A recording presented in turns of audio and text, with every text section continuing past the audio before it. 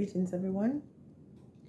Rich folks talk about their associates or people that are in the group, networking groups. They often don't mix business with pleasure, but the average person, think about friendship a lot, and they tend to mix business and family, and those two things don't work. But we're going to talk about these subtitles. But what I want to focus on in this video is, how do you define your friendships from your associates? And how do you secure your peace, protect your energy, and keep your home as a sanctuary? Be careful who you allow to enter into your sanctuary, which is your home, or for some people, it could be your business. Who are you sharing your dreams with? And how many times have you shared your dream with somebody and it disappears? These are things you have to think about and to be very careful. Guard your energy, guard and protect your environment, your peace. Your life depends on it, okay? Now, over the years, I've met so many people, and people who I perceive to be my friends over the year many times were not my friends. And it's so depressing and scary to just think about it. For one, these individuals have shown themselves. There was no doubt, but sometimes we want to see the best in people. Sometimes, even when the thing is staring us straight in our face, we refuse to believe, because guess what? We love these persons. We love, the family, or we love the so-called friend. But remember, every friend has another friend. Every best friend has someone else that they see as their best friend. And it's not always going to be you. And because the person has the same, family genes, you know how they say blood is thicker than water. And for me, the closest and dearest people to me are strangers. So I no longer believe that. But in the past, I used to think, oh, they're family, so that means they get my automatic love and trust. And the people who have hurt me the most are family. How do I protect my space? By listening to people when they speak and believing them when they speak, and also remembering the things that they do to hurt me. Because guess what? They say time heals all wounds. But guess what? That's not true.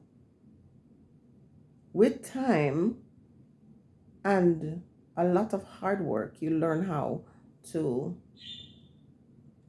make peace with whatever situation or circumstance you find yourself in.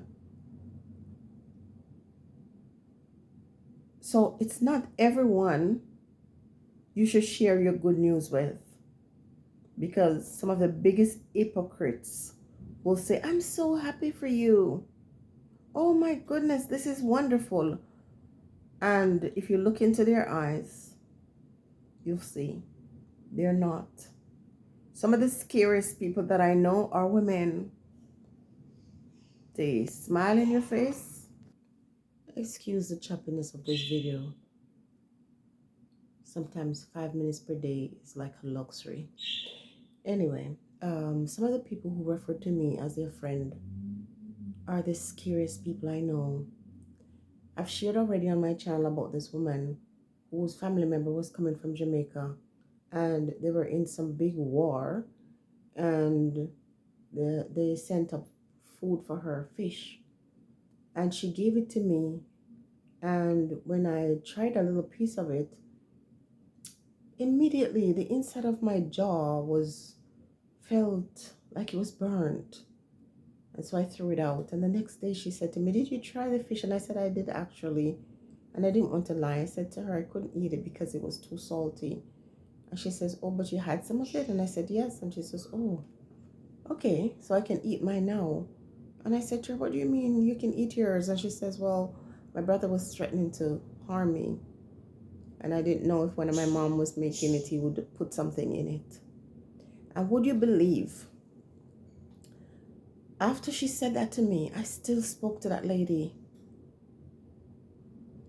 Something is wrong with that. Something is wrong with me for someone to tell me that they tested something on me and I still talk to them. Of course, I gave her a distance and I didn't talk to her for a while, but then I started talking to her again. I have a family member that showed from we were children that she did not like me for no apparent reason, and yet I trusted her. Trust to eat from these individuals. These people will harm you. They will take your life. They show you that they don't like you, and you're still saying blood is thicker than water. So how do you know who's your friend and who's your enemy?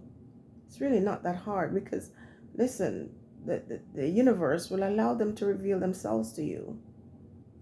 You just have to believe and stop trying to make people be who they're not. Who are you allowing to come into your house? You let someone in your home and the energy they bring, because listen, sometimes people are just interested to come to your home just to see how you're living. They don't like you, but being in your home is an opportunity for them to dislike you even more. They just want to know what's going on in your life. They pick up the phone, they call you. They're not interested in how you are when they ask, how are you? They just want to know what's going on with you. It's kind of like Facebook back in the day where people send you a friend request. And when you accept it, they never say hello to you. They just sit there watching you. Listen, friendships for me now are people who I'll be there for you and you're there for me. It's that symbiotic relationship. I'm not calling you a friend just because I know you a long time. No. And if we are friends and we keep falling out and we keep getting back together and falling out, it's just not meant to be. Just stay away from people who you always have to give a break. And when I say give a break, I'm the type of person that even though we're friends, we might not talk to each other for a long time. It doesn't mean we have a falling out. It's just that, we have different lives. We're busy. Things are happening and we're just working out our own affairs. I'm talking about people who, when you have differences, and usually it's foolish differences, like people actually vex with you over your opinion, or people just dry up with you, and it's a coincidence that they stop talking to you at the time when something positive is happening in your life. Or people who you're always there for, but when your turn come to have a good friend, they're not around. Understand this. Be careful who you invite into your home.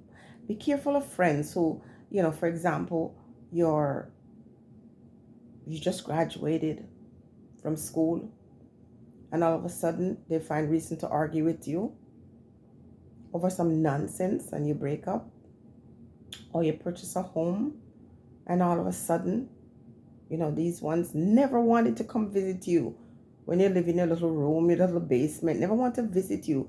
You were never a priority. You were never important to them. But the moment things start changing for you, all of a sudden they're telling people that you are their friend. Oh, my best friend this, my best friend that, because they can only be close to you if good things are happening in your life. I'm not ready to tell a story yet, but someone very close to me shared his story with someone at his work, about purchasing a home, and he lost his job not too long after that.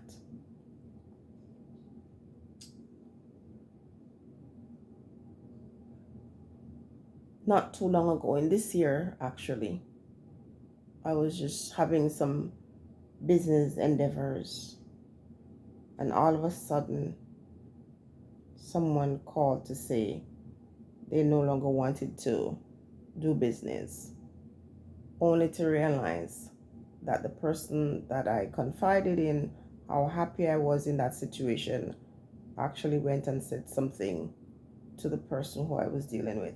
And guess how I found out? I saw the person in my dream. Saw the person, heard the person, telling this individual not to do business with me. And she doesn't know that I know. It's just strange. And when I'm talking to her, you can hear the guilt. And then when things fall apart for these individuals, they don't realize it's because of your wickedness. It's because of what you've done to other persons. It's how you have laid traps or snares for these ones. Be careful who you allow to get close to you, to enter into your domain. Friendship is not something that should be a title that just be given to everybody. And as I said, your friends don't only have to be strangers. They can be your family members too. Your loved ones. Sometimes things are not working out for you because of who you're telling your story to or who you're inviting in your space. A young friend of mine told me that when she was a little girl, her mom used to give her powder and stuff to go pour in people's house. You'd never suspect that a kid 8 years old would be coming to your home to scatter powder or other things to disrupt your life. Her mother was making her do that. To this day, she said, I don't like my mom. My mom is evil. Be careful. At your work, I overheard this conversation with two women talking about what's going on in their workplace. And they were meeting with this woman who was giving them substance to go and sprinkle at a lady's desk. Be careful. I was in Jamaica working as the head of this reading department. And one of the supervisors told me to be very careful who I allow in the room. Because when she was the supervisor for the department or head of the department, one day this lady came into a room, and when the lady left, she was on the ground crawling on her belly trying to seek help, and she was sick and disabled for months after, with no explanation from the doctors as to what could be her problem. Be careful. Not every person that smiles in your face is a friend or a loving family member. Be careful about gifts even. Yes. I'm very subdued in sharing this message. Someone needs it today. But as you get older, you learn to make peace with certain things. If you're my friend and we are falling out and getting back together, I don't want you in my life. Because I know people that I've never had a falling out with, ever. Okay? You stay over there with your bad energy, and I'll just stay with mine.